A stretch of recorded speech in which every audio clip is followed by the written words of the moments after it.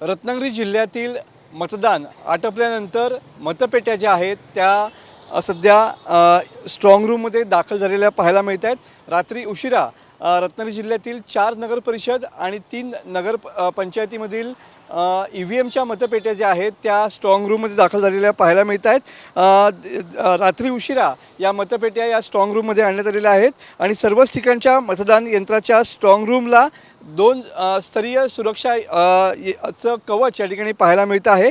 झालेल्या मतदानाच्या मतपेट्या कडेकोट सुरक्षा व्यवस्थेमध्ये सध्या ठेवण्यात आलेल्या पाहायला मिळत आहेत। आपण सध्या रत्नागिरी नगर परिषदेच्या बाहेर आहोत आणि याच मजल्याच्या पहिल्या मजल्यावरती जो भाग आहे त्या ठिकाणी ही स्ट्रॉंग रूम करण्यात आलेली पाहायला मिळते आहे। आता 21 तारखेपर्यंत या स्ट्रॉंग रूममध्ये आलेल्या मतपेट्या या सुरक्षित ठेवण्याचं आव्हान जे आहे ते प्रशासनासमोर असलेलं पाहायला मिळतं आहे।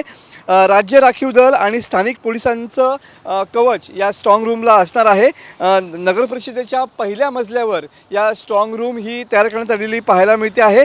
झालेल्या मतदानाच्या मतपेट्या या सुरक्षित आणि कडेकोट बंदोबस्तामध्ये या ठिकाणी ठेवण्यात आलेल्या पाहायला मिळत आहेत। रत्नागिरी जिल्ह्याचा विचार केला तर खेड, चिपळूण, रत्नागिरी आणि राजापूर या नगर परिषदा तर देवरुख, लांजा आणि गुहागर या 3 नगरपंचायतींच्या ज्या EVMच्या मतपेट्या आहेत त्या रात्रीच स्ट्रॉंग रूममध्ये दाखल झालेल्या पाहायला मिळत आहेत। राज्य राखीव सुरक्षा यंत्रणा आणि स्थानिक पोलिसांच्या कवचाच्या माध्यमातून या जी स्ट्रॉंग रूम आहे त्याचं सुरक्षा या ठिकाणी केली जात आहे आणि कोणालाही या परिसरात फिरकू दिले जात नाही आहे।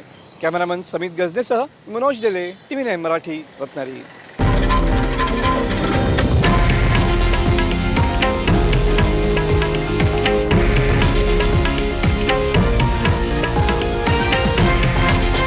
हे आहे देशातील नंबर 1 न्यूज नेटवर्क आणि आपण पाहत आहात TV9 मराठी, एकमेव।